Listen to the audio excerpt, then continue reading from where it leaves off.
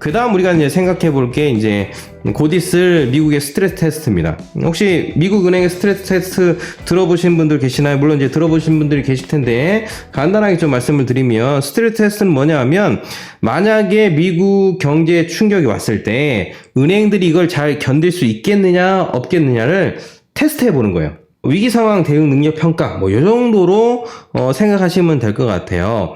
문제가 발생하면 어떤 일들이 벌어지냐? 일단 은행은 자사주 매입이 금지가 됩니다. 그리고 주주 배당금이 동결이 되죠. 그러면 주가에 악재가 되는 거예요. 그러니까 은행과 관련된 이제 세부적인 그런 부분에 있어서 충격이 불가피할 수밖에 없다. 근데 이례적인 게 뭐냐 하면 보통 은행의 스트레스 테스트는 3개월 만에 하는 거예요. 3개월 만에. 그러니까 지난 6월 달에 올해 6월 달에 스트레스 테스트를 했거든요. 근데 지금 9월이니까 3개월 지난 거잖아요. 1년이 안 됐는데 3개월 만에 다시 스트레스 테스트를 실시한다라는 측면에서 굉장히 의례적이지 않느냐라고 지금 시장이 평가하고 있습니다. 그러면 왜 하느냐? 이 부분이 중요한 거잖아요.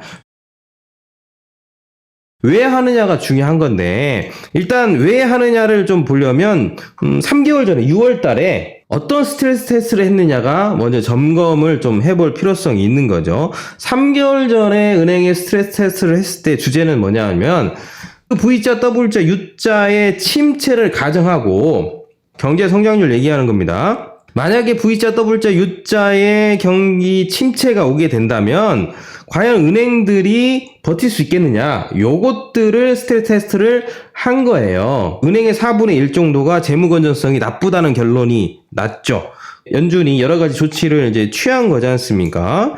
이번에는 이제 V자, W자, U자라는 경제 성장률이 아니고 이번에는 실업률하고 그 실업률과 연계한 재무 건전성을 진단하는 겁니다. 그러니까 그때하고는 좀 다른 거죠. 3개월 전은 이제 경제 성장률에 대한 거고 이번에는 실업률 그리고 그것과 관련된 재무 건전성. 그러니까 연준이 시장을 바라보는 각도가 완벽하게 지금은 바뀌었다 안 바뀌었다? 바뀌었다. 이제는 연준이 경제 성장률에 대한 어떤 리스크 포인트보다는 사람들이 이제 일자리를 회복하는 것 그것들에 대해서 이제 많은 관심을 갖고 있고 신경 쓰고 있다라는 것들이 분명해진 거죠. 두 가지 시나리오를 가지고 연준이 스트레스 테스트를 할 것 같아요. 첫 번째는 뭐냐 하면 2021년 말 1년하고 한 2개월 남았네요. 2021년 말에 미국의 실업률이 갑자기 12.5% 급등했을 때 그리고 나서 빠르게 실업률이 하락한다면 일시적인 충격이잖아요. 네. 그러니까 첫 번째 시나리오는 일시적인 충격이 있을 때 그것들이 이제 굉장히 강한 충격이 된다면 결국에는 그 충격을 은행들이 버틸 수 있겠느냐. 이 부분에 대한 테스트를 하면서 일시적인 강한 충격 이후에 단기적 침체가 오잖아요. 그 침체가 왔을 때도 은행들이 버틸 수 있겠느냐. 그리고 난 다음에 회복으로 가는 요 시나리오.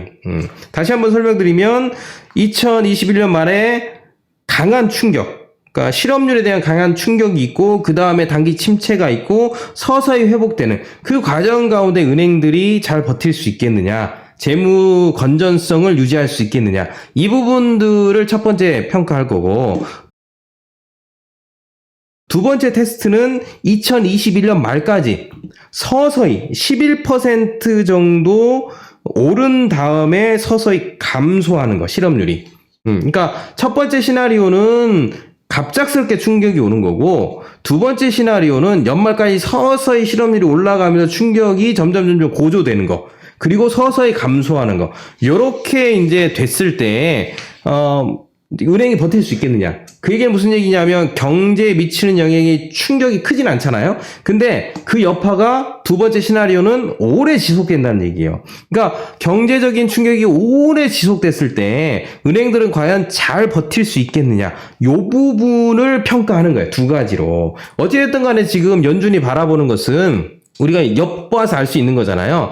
연준은 내년 2021년까지 갑자기 충격이 오든 서서히 충격이 오든 분명히 내년 정도에는 충격이 올 수 있는 가능성이 있지 않겠냐라는 것들을 염두에 두고 있다. 그렇지 않고서는 보통 뭐 1년에 한 번씩 가끔 하는 스트레스 테스트를 3개월 만에 다시 할 필요성이 없는 거잖아요. 그러니까 미리 테스트 해보고 취약점이 뭔지를 파악하고 은행의 위기가 오기 전에, 그건 이제 금융위기로 가는 거란 말이에요. 금융위기가 오게 되면 사태는 굉장히 심각해집니다. 그러니까 선제적으로 방어가 필요한 거죠. 그래서 연준의 입장에서 선제적으로 움직일 게 무엇인지를 아마 테스트하려고 지금 이런 테스트를 한다라는 측면에서 보실 필요가 있는 거고, 현재 실업률이 지금 8.4%거든요.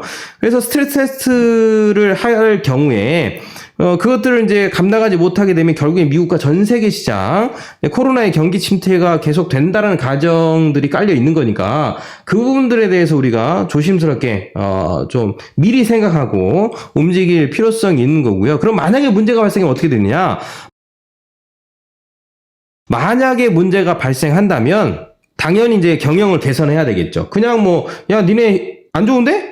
열심히 해봐, 이렇게 끝나지 않을 거잖아요. 그러니까 어찌됐든 간에 기준에 맞게끔 경영을 개선해야 돼요.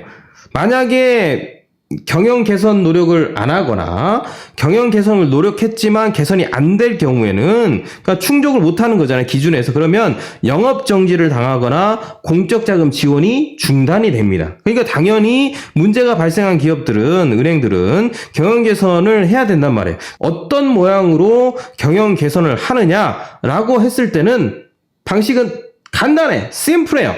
뭐냐? 대출을 회수하면 돼요. 심플하죠. 은행은 대출을 회수하는 거 위에 재무 건전성을 회복하는 방법이 별로 없어요. 그러려면 결국에는 대출을 회수한다고 했을 때는 몇 가지 요소들이 있는 거잖아요. 그게 뭐냐면 일단 자동차 대출이 있을 거고요. 큰 것들만 얘기합시다. 큰 것들. 새우깡 사 먹으려고 대출하진 않을 거잖아요. 그쵸? 그러니까 심플하게 좀 큰 것들 얘기하면 뭐 자동차 대출. 또 뭐 있을까요? 주택담보대출, 모기지 대출, 그렇죠. 집. 뭐 이런 것들, 또 기업 대출 뭐 이런 것들이 있는 건데, 일단 개인적인 입장에서 보면 주택담보대출하고 자동차 뭐 대출 뭐 이런 거니까 이런 것들을 회수하려고 노력하다 보면 뭐 만기 연장 불허를 한다든지 일시금 상환을 한다든지 추가 담보를 요청한다든지 뭐 이런 부분들, 뭐 상환 조치를 할 수 있게 되는 거고, 그러면 자금 확충을 하려고 하는 거죠. 그렇게 되면 시장에 연쇄적인 충격이 충분히 가능한 상황, 그 상황이 지금 될 수도 있다. 된다는 얘기가 아니에요. 스트레스 테스트를 통과하지 못하고 그 부분들에 대한 재무 건전성 개선을 하지 못하게 될 경우에 나타날 수 있는 그 다음의 모습들, 그러니까 이런 것들을 미리 생각해 놓자고 말씀을 드리는 거예요. 그러면 과연 미국의 은행과 개인들은, 쉽게 말하면 개인들이겠지. 개인들이 만약에 은행들이 재무 건전성을 확보하려고 했을 때 개인들이 그것들을 이제 디펜스를 해줘야 되는 거잖아요. 쉽게 얘기하면 뭐 그것들을 갚을 수 있든지 일시금 상환을 하든지 뭐 추가 담보를 하든지 뭐 이런 현금 유동성들을 가져야 은행도 살고 개인도 살고 기업도 살고 미국도 살고 한국도 살고 이러는 거니까 그 부분들이 충분히 가능하겠느냐를 좀 점검해 볼 필요성이 있는 건데, 월스트리트저널에 따르면 수백만 미국인들이 집을 팔 수도 있지 않겠느냐라는 얘기들이 지금 솔솔찬게 나오고 있다는 측면에서 우리가 주목해 볼 필요성이 있다. 기업과 개인들이 지금 부채가 많은데, 특별히 개인들이 부채를 늘리는 건 사실은 투자적인 목적이 크잖아요. 주식시장에 투자하든지 주택시장에 투자하든지 뭐 둘 중에 하나인데, 아무래도 뭐 한국이나 미국이나 뭐 공의 여러 나라들은 주택담보대출의 포션이 크기 때문에 미국인들도 뭐 집을 많이 샀을 텐데, 그 미국인들의 집을 산 사람들을 조사해 봤더니 집은 사서 이제 부자인데 그게 이제 하우스 리치라고 얘기하더라고요. 분명히 하우스 리치인데 현금은 푸어하다는 거죠. 이런 부분들의 모습들이 나타나고 있어서 야, 이거 좀 우려스럽지 않느냐라는 이야기들이 나오고 있습니다. 무슨 얘기냐면 결국에는 개인들이 현금이 없기 때문에 몰게이지 쪽에 이제 뭐 많은 포션의 현금을 사용해야 되고, 뭐 그러면 현금이 없으니까 소비를 할 수 없는 거잖아요. 그쵸? 소비를 할 수 없으니까 뭐 결국에는 인플레이션 이런 부분에서도 악재가 되는 거고, 어찌됐든 간에 이게 소비와 관련된 부분이기 때문에 좀 우리가 고민해 봐야 되지 않겠는가 라고 생각이 드는데, 그래서 지금 하우스 리치들, 집부자들이 뭔가를 결단하려는 움직임들이 나오고 있다는 겁니다. 그 결단이 뭐냐 하면, 야, 지금 이렇게 우리가 집값이 올랐고 현금이 없는 상황 가운데 대출금을 상환해야 된다면 결국에는 방법이 하나밖에 없지 않냐라는 생각이, 그게 뭘까요? 집을 파는 거. 그럴 바에는 집을 팔아가지고 대출을 갚고, 집이 많이 올랐잖아요. 집값이 많이 올랐으니까 그걸 가지고 좀 이렇게 이동하면 어떨까? 이런 생각을 한다라는 거죠. 여기서 잠시 미국인들이 생각하는 집, 한국인들이 생각하는 집, 미국인들이 거주지를 바라보는 그런 것들을 생각해 본다면 우리하고는 조금 더 생각이 다른 측면들이 있어요. 우리는 웬만하면 인서울 아니면 서울에서 가까운 지역, 이렇게 뭐 경기도권이나 이런 쪽으로 이제 웬만하면 출퇴근이 가까운 서울과 막 이렇게 가려고 하잖아요. 근데 제가 느끼는 미국인들은 뭐 굳이 그럴 마음들은 없어요. 제가 알기로 웬만하면 다운타운에서 나오는 거. 우린 다운타운으로 들어가잖아요. 근데 미국인들은 뭐 굳이 다운타운으로 들어가려고 하지 않아요. 외곽으로 빠져가려고 하는 거죠. 거기다 이제 아시아계나 흑인들이나 유색인종들이 있는 지역 거주지로부터 백인들은 또 벗어나려고 한단 말이에요. 그런 조금 다른 시각이 있고, 그런 면에서 뭐 굳이 거리는 중요하게 생각하지 않는 것 같아요. 거리의 핵심은 또 대중교통이잖아요. 우리나라는 또 대중교통, 지하철, GTX, 여기가 어떻게 연결됐냐에 따라서 뭐 집값이 들썩들썩 하는데, 북미인들은 뭐 어차피 다 차를 타고 다니니까 굳이 대중교통을 막 가까운 지역, 뭐 이런 데를 찾으려고 하지 않아요.